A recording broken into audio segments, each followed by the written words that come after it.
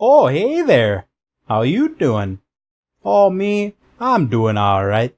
Hey guys, Late Night Retro here. I have another video I wanted to get started on, but during researching some of the games for it, a familiar name popped up, and that name is Natsume. Now I became familiar with this developer and/or publisher when I played and reviewed Shatterhand, which has become one of my favorite NES titles. Well, there's another title here by Natsume for the NES we'll look at. It's called Shadow of the Ninja, which came out in 1990. A year prior to the release of Shatterhand, and the same year Ninja Gaiden 2 was released, a title by Tecmo, which is another one of my all-time favorite NES games. So before I get started on my next project, I wanted to play this Natsume title to get a better feel for this developer. So, let's take a look at Shadow of the Ninja. There's a few different names this game goes by. In Japan, where it was first released, it's known as Yami no Shigotonen Cage. Here in the US, of course, we know it as Shadow of the Ninja, and in Europe, it goes by the name of Blue Shadow. The story is briefly explained in place of a demo if you let the game sit at the start screen. After that, you have the option to play a 1 or 2 player game. I only played the 1 player version, but in 2 player, you and a buddy both get to play at the same time.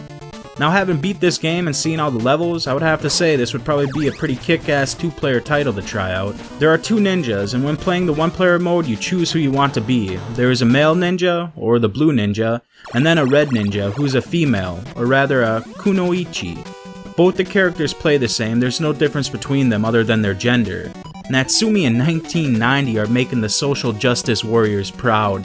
Females can be ninjas too, damn it!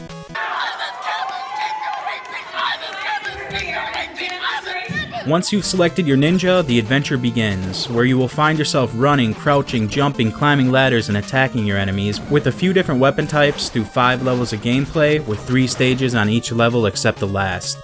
You start out with a katana as your main weapon, and there is one other main weapon, a Kusarigama, which is a chain sickle. You will find katanas and kusarigamas in crates that you break open throughout the levels. If you pick up one of the other weapons while holding the other, it will change your weapon type and reduce it back to its default power. But if you pick up a weapon icon and you're already holding that weapon, it will increase its power and functionality. So if you're holding the Kusarigama and you pick up a sword, that will be your new weapon. The upgrade mechanic is a nice touch, but at times it becomes frustrating. I played through the game using the Kusarigama because I liked its range. Often I would break open a crate to reveal a sword. I would have to sit there and wait for it to disappear or try jumping over it to prevent my weapon from changing. I wish the game would have just let you change items on the fly, because besides your 2 main weapons, you can also find throwing stars, which come in quantities of 20, and then also bombs, which come in quantities of 5. These weapons are useful, but they are limited, and you can't switch between your main weapon to them. So once you acquire them, you simply use them up and they are gone. One thing to mention as well, once you upgrade your weapon, if you start taking too much damage, the weapon will lose power, a mechanic that we became familiar with in Shatterhand. The enemies all function in certain ways along with the bosses. Battling some of them are much more fun than others. Towards the end of the game, the enemies really started pissing me off. There is a ninja that forms into a ball and goes flying through the air. It was fun to swing at him with my Kusarigama while he was airborne. And then towards the end of the game, there's a stage that's littered with these ninjas that throw spears in all directions. And they take a serious amount of hits to die. So some definitely more fun to battle against than others. Overall though, there is a good variety and they do keep you on your toes.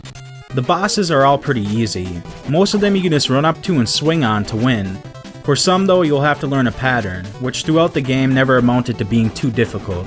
You are limited to 5 continues and 1 life per continue. Look out, in 2-player mode the continues are shared between both players. Throughout the levels you will find vitality potions to replenish some of your health. There's a set amount and they are not a random drop, so be careful out there. I didn't mind the limited continues and only having 5 lives, because above everything else the game feels fair. I like that it stops you from approaching the game all willy-nilly.